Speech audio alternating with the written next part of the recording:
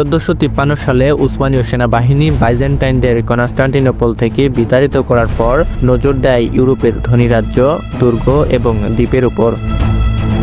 বাইজেন্টাইনদের পতন ঘটানোর পর উসমানীয়দের অন্যতম লক্ষ্য হয়ে দাঁড়ায় গ্রিসের মরা, বর্তমান পেলোপনিস উপদ্বীপটি।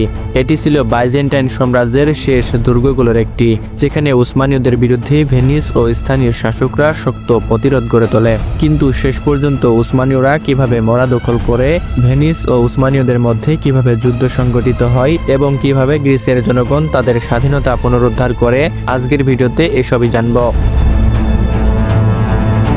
আসসালামু আলাইকুম ওয়া রাহমাতুল্লাহি ওয়া বারাকাতুহু। অজানাকে জানার পথে আমি আছি আপনাদের সঙ্গে আসিফ জর্দার। চলুন আমাদের জানার যাত্রা শুরু করা যাক।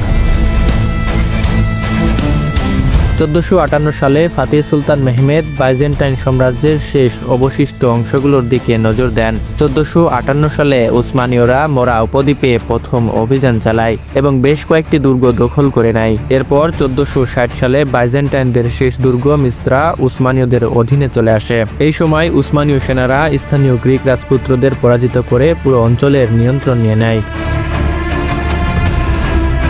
তবে এখানেই শেষ নয়। বাইজেন্টাইনদের পতনের পরপরই ভেনিসের নৌবাহিনী উসমানীয়দের বিরুদ্ধে এক শক্ত প্রতিরোধ গড়ে তোলে। এরই কারণে 1500 সালের দিকে উসমানীয়রা প্রতিশোধ নিতে ভেনিসের অধীনে থাকা উপকূলীয় শহরগুলোর দিকে অগ্রসর হতে থাকে।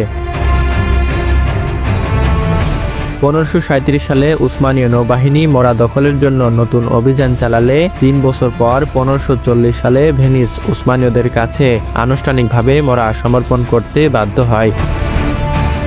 এরপর উসমানীয়রা 147 বছর মরা শাসন করে, কিন্তু এই শাসন ভেনিসের সেনাপতি ফ্রান্সিসকো মরোসিনি সহ্য করতে পারেনি। ভেনিস উসমানীয়দের বিরুদ্ধে মরা অভিযান প্রেরণের পরিকল্পনা আটে।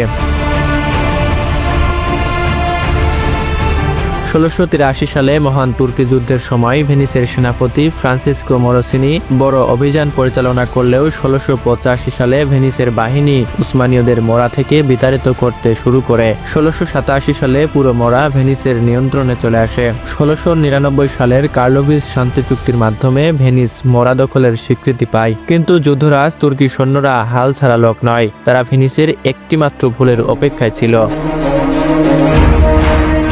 1714 সালে উসমানীয়রা এবং ভেনিস যুদ্ধের সময় উসমানীয় বাহিনী আবার মরা পুনরুদ্ধার করার পরিকল্পনা সাজায়। 1715 সালে উসমানীয়রা মরা পুনরুদ্ধার করার জন্য একটি বিশাল সামরিক অভিযান পরিচালনা করে।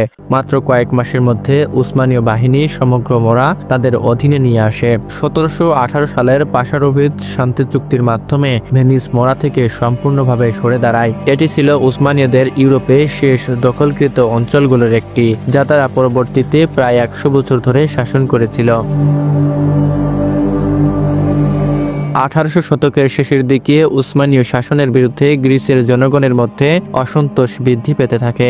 1821 সালে গ্রিসের স্বাধীনতা যুদ্ধ শুরু হয়, যেখানে বিদ্রোহীরা মরাতে উসমানীয়দের বিরুদ্ধে যুদ্ধ ঘোষণা করে। 1827 সালে ব্রিটেন, ফ্রান্স ও রাশিয়ার নৌবাহিনী নাভারিনো যুদ্ধে উসমানীয় বাহিনীকে পরাজিত করলে 1830 সালে গ্রিস আনুষ্ঠানিকভাবে স্বাধীনতা লাভ করে এবং উসমানীয়রা মরা থেকে সম্পূর্ণরূপে বিতাড়িত হয়। খুবই দুঃখের সাথে বলতে হয়, মুসলিমদের নেতৃত্ব দেওয়া এই সাম্রাজ্য সেদিন থেকে আর ইউরোপের বুকে ঘোড়া চড়াতে পারেনি। সেদিন থেকেই সমুদ্রের সুলতান হায়রুদ্দিন পাশার মতো নৌসেনাপতিরা ভূমধ্য সাগরে জাহাজগুলো চালাতে পারেনি। সেদিন থেকেই উসমানীয়রা ইউরোপের বুকে আর একচেটিয়া আধিপত্য করতে পারেনি। এখান থেকেই এই বিশাল সাম্রাজ্য ধীরে ধীরে পতনের দিকে ধাবিত হতে থাকে। উসমানীয় সাম্রাজ্যের মরা দখল একাধিকবার পরিবর্তিত হয়েছে। প্রথমে বাইজেন্টাইনদের থেকে পরে ভেনিসের হাতে চলে যাওয়া এবং শেষ পর্যন্ত গ্রিসের স্বাধীনতার যুদ্ধের মাধ্যমে এর চূড়ান্ত পতন ঘটে। আপনার মতে উসমানীয়রা যদি আরো আধুনিক সামরিক কৌশল গ্রহণ করত, তাহলে কি তারা ইউরোপে তাদের স্বাধীনতা ধরে রাখতে পারত? আপনার মতামত জানাতে কমেন্ট করতে পারেন। আর ভিডিওটি ভালো লাগলে লাইক, শেয়ার এবং সাবস্ক্রাইব করতে ভুলবেন না। আপনি যদি এমন ইতিহাসভিত্তিক ভিডিও দেখতে চান, তাহলে আমাদের উসমানী খেলাফতের ইউটিউব চ্যানেলটি সাবস্ক্রাইব করুন। আর যারা ফেসবুক থেকে দেখছেন, তারা আমাদের ফেসবুক পেজটি ফলো করুন। এছাড়া আপনি যদি তুর্কি সিরিজের সুন্দর ও সাবলীল অনুবাদ দেখতে চান, তাহলে আমাদের টেলিগ্রাম চ্যানেলটিতে জয়েন করতে পারেন।